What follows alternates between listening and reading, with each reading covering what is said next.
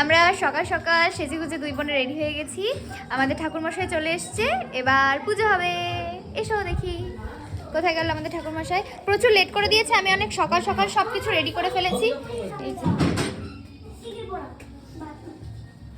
এই যে আমাদের ঠাকুরমশাই। ঠাকুরের মুখটা তোর মতন দেখতে হবে। ও মা, এই যে এটা হচ্ছে আমাদের ঠাকুর আর এটা হচ্ছে আমি। ঠাকুর নাকি আমার মতো দেখতে হয়েছে। আমি কমপ্লিমেন্টটা সকাল সকাল শুনে আমি খুশি হয়ে গেছি। বসো বসো। আজকে আমি হাতে খড়ি দেবো।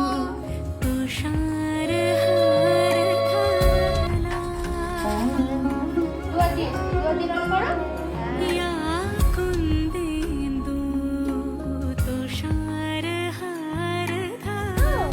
হাতে খড়ি দেবো তো।